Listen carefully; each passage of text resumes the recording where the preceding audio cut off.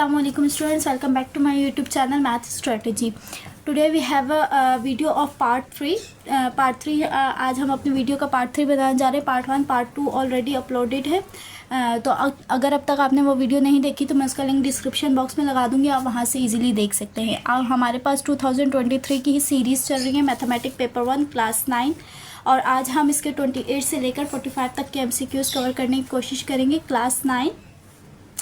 अच्छा, 28 MCQs में क्या कह रहे हैं हमारे पास? Applying the factor theorem. हमने क्या करना है? फैक्टर थ्योरम अप्लाई करना है. One of the factors of the polynomial P of T is, हमें कुछ फैक्टर्स दिए हुए और हमने अप्लाई फैक्टर थ्योरम करके इसका हमने फैक्टर फाइंड करना है. तो उसको हम किसकी मदद से? अच्छा, फैक्टर थ्योरम में होता क्या है कि P ऑफ A यानी कि पॉलिनोमियल जो होता है वो बराबर हम करते हैं, बराबर आना चाहिए हमारा 0 के. ठीक है, तो अब हमारे पास जो यहाँ पे पॉलिनोमियल है P of T equals to T cube minus T square minus T plus 1 is. यहाँ पर जो हमें ऑप्शन दिए हैं हमें इसमें से क्या करना पड़ेगा? 1 बाय 1 इस पूरी पॉलिनोमियल में वैल्यू पुट करके देखनी पड़ेगी कि हमें इसका ये आंसर रिटर्न बैक 0 दे रहा है या नहीं. अब देखिए, सबसे पहले तो टी है, तो टी के साथ कुछ है ही नहीं. अब देखिए फैक्टर हम कैसे निकालते हैं कि इस टी के साथ कुछ नंबर लिखा हुआ होता है इक्वल्स टू, हम उसको 0 के करते हैं, और जो नंबर होता है उसको सेकंड साइड जाके माइनस होता है तो प्लस, प्लस होता है तो माइनस करवा देते हैं. अब इस टी के साथ तो कुछ नहीं है तो ये फैक्टर नहीं हो सकता. ठीक है, यहाँ पर होगा कुछ नहीं है तो यहाँ +1 है. ठीक है, अच्छा ये t माइनस 2 है, t minus 2 equals to 0, t equals to क्या होगा 2. अब देखिए अगर मैं 2 करूँगी ना, मुझे नज़र आ रहा है कि क्या है t का क्यूब, 2 का क्यूब 8 हो जाएगा, 2 का स्क्वायर 4 हो जाएगा, यहाँ 2 आ जाएगा, यहाँ +1 आ जाएगा. ठीक है, 8 माइनस 4 क्या हो जाएगा 4, 4 माइनस 2 क्या हो जाएगा 2, 2 प्लस 1 3, यानी कि P ऑफ T हमारे पास इससे 0 नहीं आ रहा. अब हमारे पास क्या है t प्लस 1. ठीक है, t प्लस 1 इक्वल्स टू 0, तो t इक्वल्स टू क्या हो जाएगा -1. अगर हम इस पॉलिनोमियल में P ऑफ T की जगह P ऑफ -1 रखें और T का क्यूब -1 का क्यूब, ठीक है, माइनस -1 का स्क्वायर माइनस ये पॉलिनोमियल का पहले से माइनस है और T की जगह माइनस. अब हमारे पास क्या है? -1 का क्यूब क्या हो जाएगा -1. ठीक है, अब -1 का स्क्वायर क्या हो जाएगा 1, क्योंकि इवन पावर है. माइनस अगर इवन पावर हो तो वो माइनस को ख़त्म कर देती है, पॉजिटिव में कर देती है. यहाँ से माइनस माइनस +1 और ये +1. देखिए -1 +1 कैंसिल, -1 +1 कैंसिल, तो क्या बचा 0. P ऑफ -1 क्या बचा 0. तो यानी कि इसका जो फैक्टर हो सकता है वो C ऑप्शन करेक्ट है, t प्लस 1. ठीक है, आपको कोई भी इसी तरह का MCQs है, आप इसी तरह से इजीली सॉल्व करके उसका अपना आंसर ले सकते हैं. अब हमारे पास नेक्स्ट क्वेश्चन है. नेक्स्ट क्वेश्चन में कह रहे हैं the value of x find करनी है फॉर 7 डिवाइडेड बाय 7/6 प्रोपोर्शन 21/6. इसको हम किस तरह से फर्स्ट ऑफ ऑल लिखेंगे? 7 divide by 6 equals to 21 divide by 6, 21 divide by x, और ये प्रोपोर्शन होता है 4 डॉट्स जो होते हैं और उसको हम इक्वल टू में कन्वर्ट कर सकते हैं. अब हमारे पास क्या है? इसको हम क्रॉस मल्टीप्लिकेशन करेंगे, यानी कि 7x equals to 6 multiply by 21. ठीक है, 6 मल्टीप्लाई बाय 21 विल बी 126. अब हमें x निकालना है तो हम क्या करेंगे? x equals to 126 divide by 7, तो वो आंसर हमारे पास आ जाएगा क्या 18. तो इसका राइट ऑप्शन क्या है 18. बहुत ही आसान था. अच्छा, अब नेक्स्ट बढ़ते हैं MCQs 30 में कह रहे हैं the mean proportion between 3 and 12 are. Mean proportion कैसे निकालते हैं? हमें A और C दिया हुआ होता है और हमें उसके दरमियान के, यानी कि आपको पता है कि आपके पास क्या होता है A/B प्रोपोर्शन C/D. ठीक है, इस तरह से होता है. तो आपके पास ये लास्ट वाले 2 नंबर होते हैं और जो मिडल वाले B और C होते हैं ना, वो आपको खुद से अज्यूम, कोई भी अल्फ़ाबेट आप A to Z में से कोई भी अल्फ़ाबेट अज्यूम कर सकते हैं. अब लेट्स सपोज मैंने लिया यहाँ से A, मेरे पास क्या है 3, मैंने लिखा 3. ठीक है, रेशो यहाँ B की जगह मैंने लिख दिया M, प्रोपोर्शन की जगह मैंने लिख दिया इक्वल्स टू, और इस C की जगह में मैंने क्या लिया M, और रेशो 12. ठीक है, अब इसको हम डिवाइड की फॉर्म में 3 divide by M equals to M divide by 12 की फॉर्म में लिख सकते हैं. क्रॉस मल्टीप्लिकेशन होगी 3 12 M ज़ा. ठीक है, तो 3 12 क्या हो जाएगा 36 इक्वल्स टू M का स्क्वायर रूट लेनी पड़ेगी दोनों साइड पर. स्क्वायर से रूट कैंसिल, और 36 का स्क्वायर रूट क्या होगा 6। और आपको पता है जब स्क्वायर रूट हटता है तो हमारे पास दो वैल्यूज़ आती हैं, एक प्लस की आती है और एक माइनस की आती है। तो यहाँ पर इसका आंसर क्या हुआ +-6।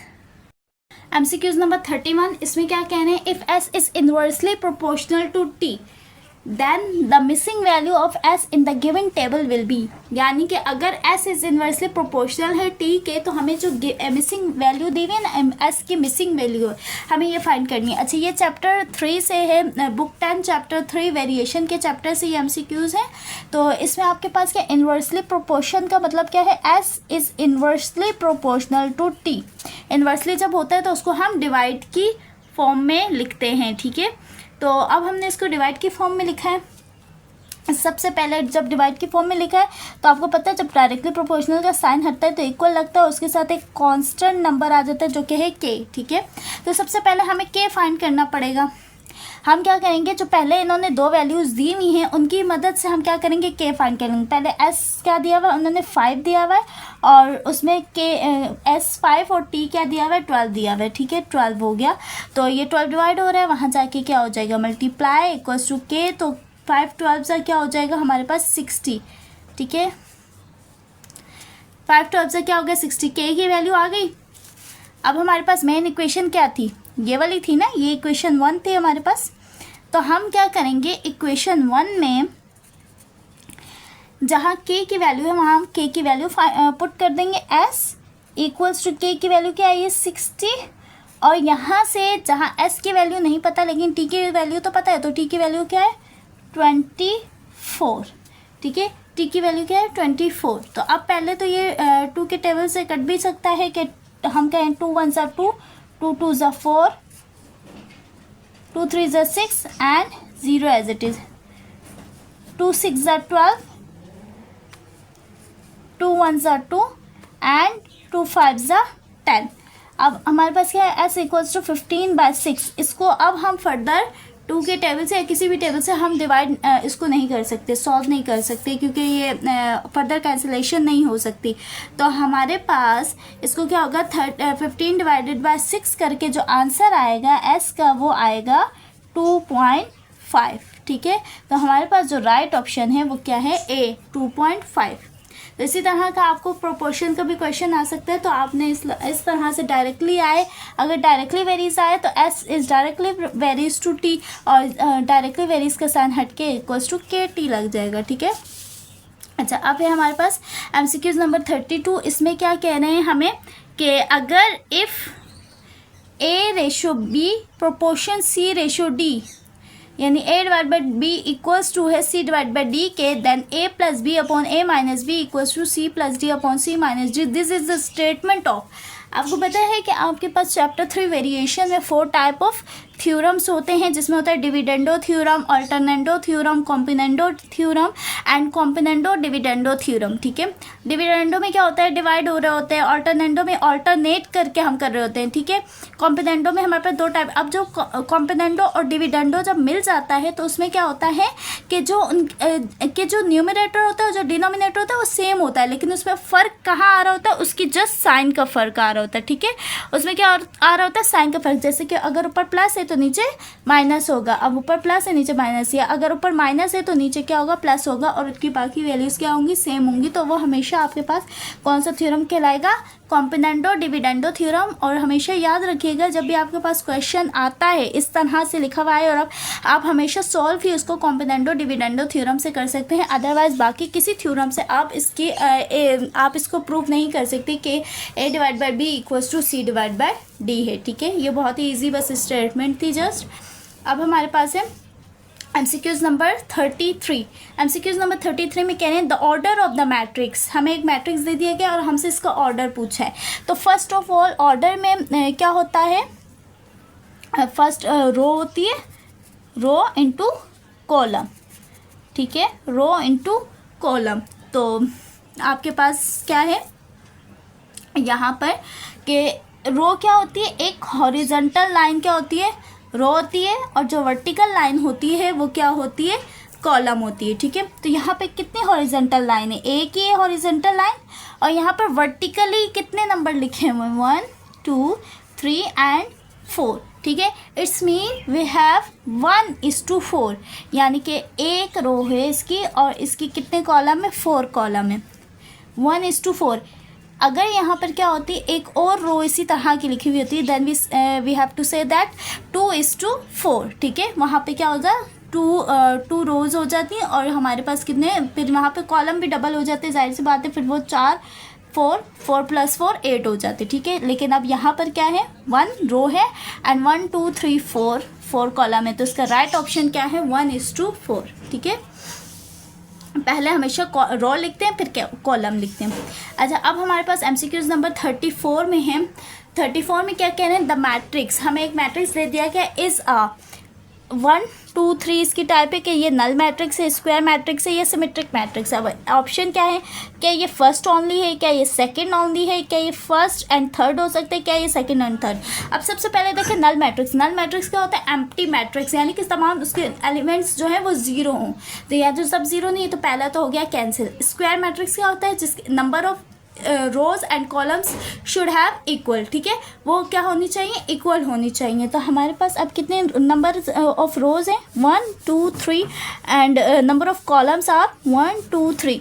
तो क्या हमारे पास इनका ऑर्डर सेम है, तो हम कहेंगे यस, इसका ऑर्डर सेम है, तो it can be square matrix. Now symmetric matrix, symmetric matrix क्या होता है कि अगर हम इस मैट्रिक्स का ट्रांसपोज लें तो दोबारा वो वही मैट्रिक्स है। अच्छा, ट्रांसपोज हम किस तरह से लेते हैं किसी भी मैट्रिक्स का, कि जो रो होती है उसको कॉलम में, रो को कॉलम में या कॉलम को रो में भी चेंज कर सकते हैं। तो अगर हम इसका ट्रांसपोज लेते हैं तो हम उस पर क्या कर देते हैं, टी लगा देते हैं, ठीक है, छोटा सा टी लगा देते हैं हम ट्रांसपोज लेने के लिए। तो इसका अगर हम ट्रांसपोज लें, ये रो है, इसको कॉलम में चेंज कर दें, ये रो है, इसको कॉलम में, ये रो है, इसको कॉलम में, तो देखें क्या कोई फ़र्क आया हमारे पास, दोनों मैट्रिक्स में कोई फ़र्क नहीं आया ना। इट्स मीन कि ये स्क्वायर मैट्रिक्स भी है, ये सिमेट्रिक मैट्रिक्स भी है। तो सेकंड एंड थर्ड, तो राइट ऑप्शन क्या है, डी, मतलब ये सेकंड भी हो सकता है और ये थर्ड भी हो सकता है। MCQs नंबर 35, इसमें क्या कह रहे हैं, द मैट्रिक्स, एक मैट्रिक्स दिया हुआ है, is the additive inverse of the matrix. हमें मतलब इसका एडिटिव इनवर्स फाइंड करना है। अच्छा, एडिटिव इनवर्स क्या करते हैं हम, जो मैट्रिक्स हमें गिवन होता है ना उसको हम मल्टीप्लाई करवा देते हैं माइनस से। मतलब एडिटिव इनवर्स में ये होता है कि अगर हम उसको ऐड करें ना दोबारा से तो वो क्या है, 0। ऑब्वियस सी बात है, अगर ए है और उसको हमने माइनस से मल्टीप्लाई करवा दें, उन दोनों को दोबारा ऐड कर दें तो वो कैंसिल हो जाएगा। देखें, a माइनस ए कैंसिल हो जाएगा तो 0 बचेगा। तो एडिटिव इनवर्स में भी यही होता है। तो देखें, अगर हम क्या करें कि इस पूरे मैट्रिक्स को माइनस से मल्टीप्लाई करवा, 0 से तो कोई फ़र्क पड़ेगा नहीं, ये माइनस प्लस में हो जाएगा, ये माइनस माइनस प्लस और ये भी माइनस माइनस प्लस। तो देखें हमारा राइट ऑप्शन क्या है, 0 0 B 4। तो इसका मतलब है राइट ऑप्शन क्या है, बी है, ठीक है। इस पर हमने क्या किया है, जस्ट बी से माइनस से मल्टीप्लाई करवा दिया एडिटिव इनवर्स। और मल्टीप्लिकेटिव इनवर्स हमेशा हम यूँ निकालते हैं कि वो क्या होता है, adjoint of A divided by A determinant, ठीक है। ये बातें आपने याद रखनी है कि आपके पास इसी तरह के MCQs आ सकते हैं। MCQs नंबर 36 है। MCQs नंबर 36 में हमें क्या कह रहे हैं कि the product of A equals to, मतलब एक मैट्रिक्स प्रोडक्ट ऑफ मैट्रिक्स दिया हुआ है a minus B 1 1 and an unknown matrix B is A B equals to I, ठीक है। यानी कि जो अननोन मैट्रिक्स है वो क्या कह रहे हैं कि A B equals to I है, where I is the identity matrix of order 2/2। I क्या है, आइडेंटिटी मैट्रिक्स। आइडेंटिटी मैट्रिक्स को हम किस तरह से लिखते हैं, 1 0 0 1, ठीक है। It is called identity matrix and the matrix B would be, तो हमें कह रहे हैं कि मैट्रिक्स बी क्या होना चाहिए।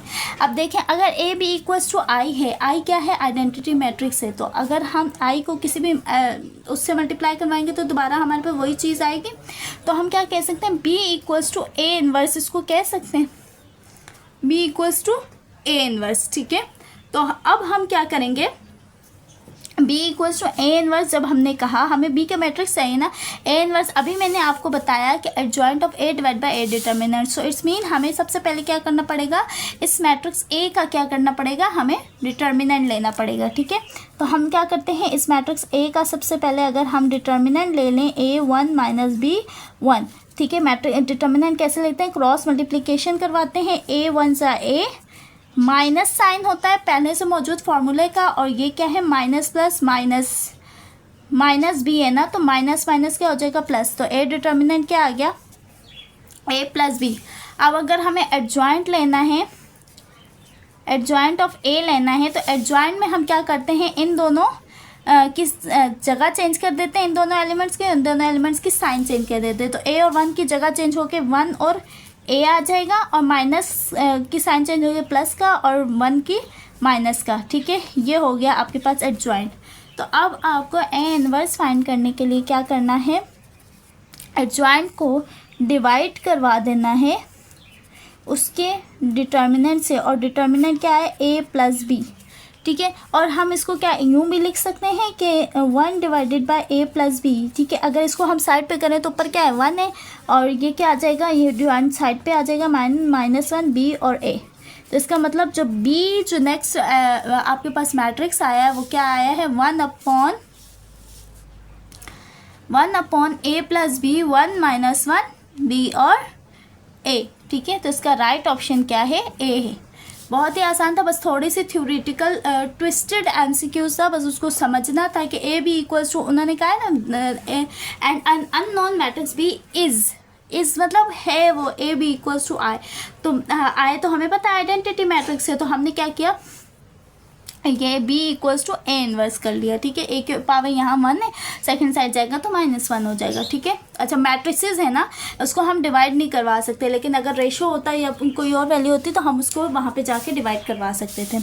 अच्छा, अब बढ़ते हैं MCQ 37 की जानिब। MCQ 37 में क्या कह रहे हैं, if the matrix is a singular matrix then A and B are related as. Singular matrix क्या होता है, वो मैट्रिक्स होता है कि जिसका आंसर क्या आए 0 आए। ठीक है, तो अगर हम इसको करें A B minus A B, ठीक है, जिसका सिंगुलर मैट्रिक्स मतलब उसका जो डिटर्मिनेंट है उसका आंसर क्या है 0 आए। ठीक है, उसके डिटर्मिनेंट का आंसर क्या है सिंगुलर मैट्रिक्स में, कि उसके डिटर्मिनेंट का आंसर 0 आए।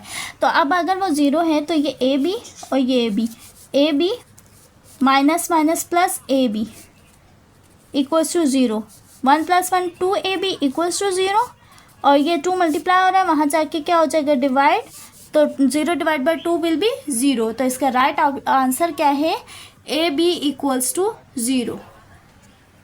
MCQ नंबर 38 में क्या कह रहे हैं, on solving the matrix equation. Matrix equation दी हुई है by Cramer's rule the value of x can be. मतलब इस मैट्रिक्स इक्वेशन को सॉल्व करना with the help of Cramer rule, और उसके जो x की वैल्यू है x कैन बी, यानी कि x की वैल्यू फाइंड करनी है। तो अब हम देखते हैं कि इसकी x की वैल्यू, ये नहीं कि ये वाली x की वैल्यू मतलब फाइंड करनी है। अब हम देखते हैं कि इसको हमने फाइंड किस तरह से करना है। ठीक है, यहाँ पर क्या है हमारे पास जो पहला मैट्रिक्स है, हम इसको यहाँ पर प्रॉपर सॉल्यूशन में लिख के करते हैं कि पहला मैट्रिक्स है 1 1 2 -1।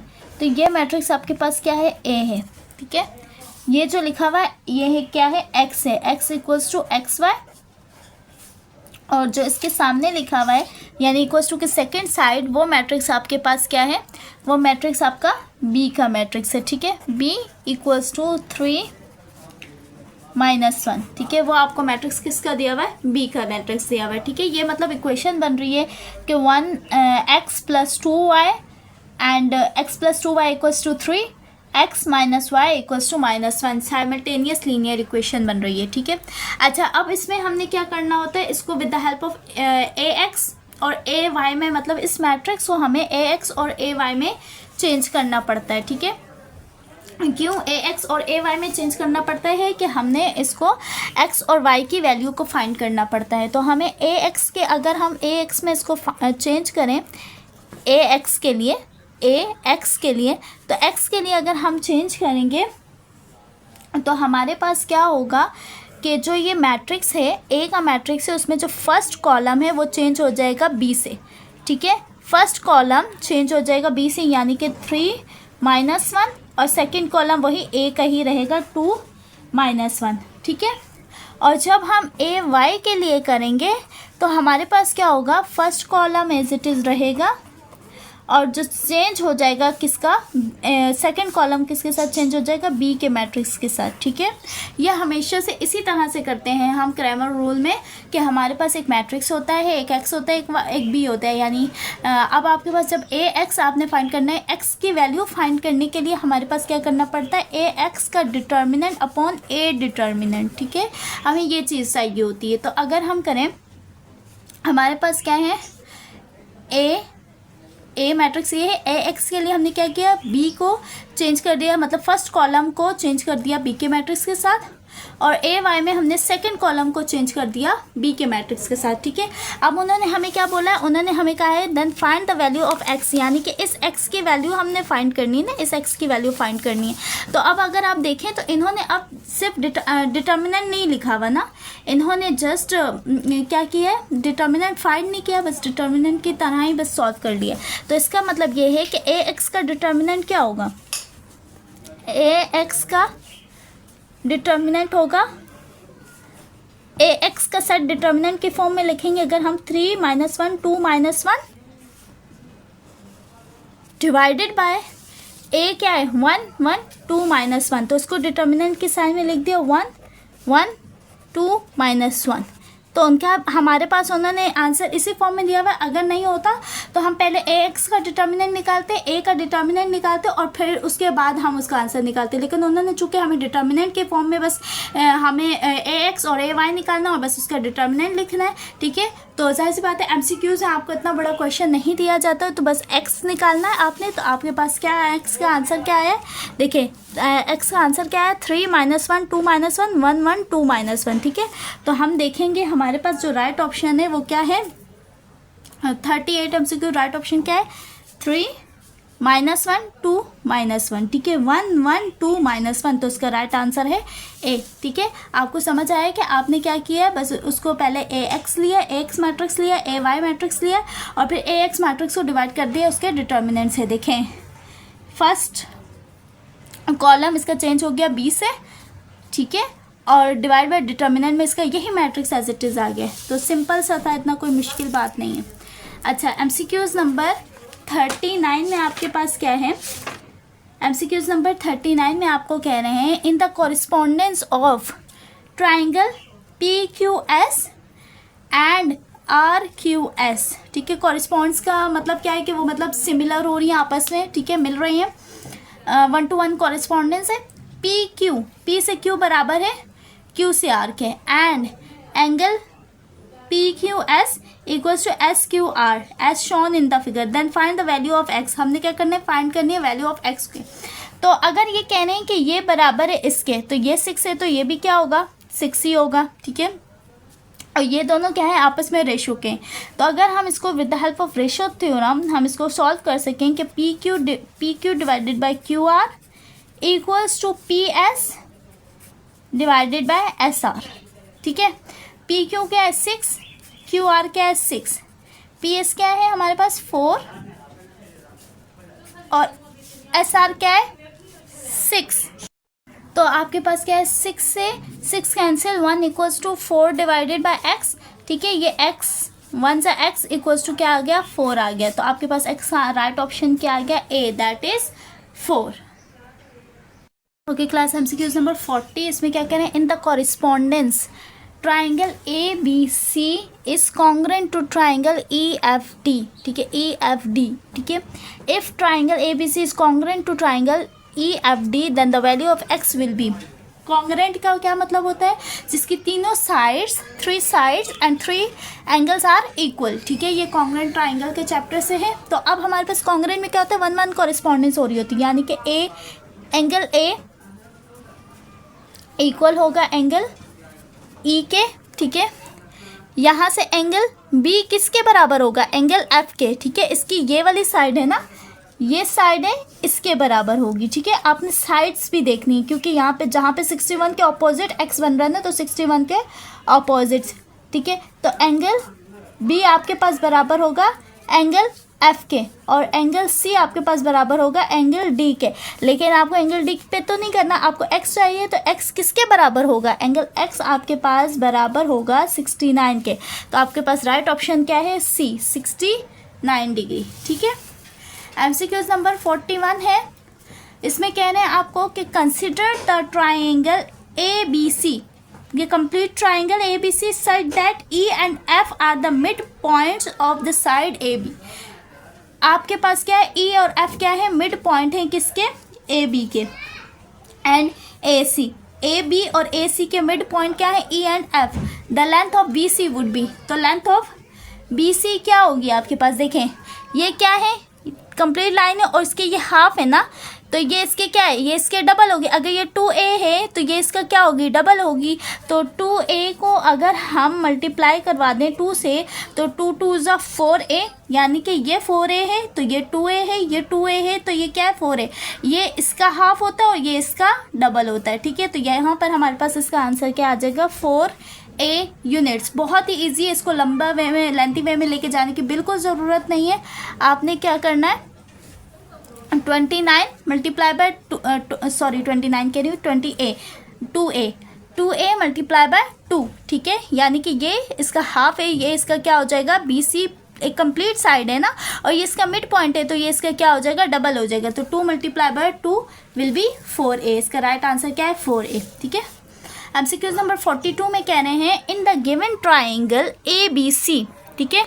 हमें क्या है, ट्राइंगल दिया हुआ है ये ABC, ठीक है। The points DE and F, DE and F are the mid point of the side AC, AB and BC respectively. The line segment AF, BD and CE are the, तो कह रहे हैं कि ये जो लाइन सेगमेंट्स है वो क्या कहलाएंगी, देखें एल्टीट्यूड तो कहलाएगा नहीं, राइट बाइसेक्टर भी नहीं हो सकता। राइट बाइसेक्टर क्या होता है कि हमारे पास वो क्या हो, एक परपेंडिकुलर बाइसेक्ट हो रही हो, एंगल बाइसेक्टर एंगल, तो ये क्या है हमारे पास, मीडियन है ना, तो ये क्या, इसका राइट ऑप्शन क्या है, medians. These are the medians of the line segment. MCQ number 43, इसमें क्या कह रहे हैं, in the given figure AC is the angle bisector of the angle BAD। A से C क्या है, एंगल बाइसेक्टर है ऑफ द एंगल BAD का, ठीक है। If BC equals to A units then the length of CD will be. अगर angle bisect हो रहा होता है तो याद रखिएगा कि उसकी जो आर्म्स होती हैं these are equal, always these are equals, ठीक है। उनकी जो आर्म्स होती हैं वो हमेशा क्या होती है, बराबर होती है। आर्म्स है ना, यहाँ क्या बन रहे हैं, 90 डिग्री बन रहे हैं और ये इसकी क्या है, आर्म्स है। तो अगर देखें BC अगर A यूनिट्स है ना, तो without any doubt we can say that CD is always equals to A units, ठीक है। तो इसका राइट ऑप्शन क्या है, B, that is A unit, ठीक है। क्योंकि इसके आर्म से ये है line bisector and angle bisector का चैप्टर में से ये थ्योरम है, उससे रिलेटेड ये MCQs बनाया हुआ है, तो इसको बिल्कुल इतना कोई परेशान होने की बात नहीं है। देखें क्योंकि इसकी ये आर्म्स भी बराबर हैं और ये वाली आर्म्स भी बराबर हैं, ठीक है। वो एंगल बाइसेक्शन हो रहा है, एंगल बाइसेक्शन की वजह से इनके एंगल्स भी आपस में बराबर होंगे। अच्छा, MCQs नंबर 44 में क्या कह रहे हैं, in the diagram if PQR and S are the distance of point X, ठीक है। ये पॉइंट X है, अगर PQRS are the distance from point X from the line L, ये लाइन L है, ये पॉइंट X है, कहने अगर इस लाइन L से, then the shortest distance is, तो इसका सबसे शॉर्टेस्ट डिस्टेंस क्या होगा, X से P तक का तो डिस्टेंस नहीं है, X से Q तक का भी लॉन्ग है, तो ये जो शॉर्टेस्ट सबसे शॉर्टेस्ट डिस्टेंस होगा ना वो उसका क्या होगा, ये वाला होगा, R होगा, ठीक है, ठीक है। तो इसका सबसे शॉर्टेस्ट डिस्टेंस होगा वो क्या होगा, C होगा। आपको नज़र भी आ रहा है कि देखें अगर हम सिर्फ इस ट्राइंगल को लें तो जो हाइपोटेनियस होता है वो लॉन्गेस्ट, अब अगर इसका देखें तो ये इसका हाइपोटेनियस है, ये परपेंडिकुलर है and this one is base, तो हाइपोटेनियस हमेशा लॉन्गेस्ट साइड होती है, ठीक है। अगर हम इस एंगल की बात करें, hypotenuse is the longest side और ये परपेंडिकुलर है, परपेंडिकुलर या बेस में से, अब वो बेस का तो उन्होंने जिक्र नहीं किया तो इसलिए परपेंडिकुलर उसकी क्या होगी, शॉर्टेस्ट डिस्टेंस होगा, ठीक है। MCQs नंबर 45 है, MCQs नंबर लास्ट MCQs है। MCQs नंबर 45 में क्या कह रहे हैं, इफ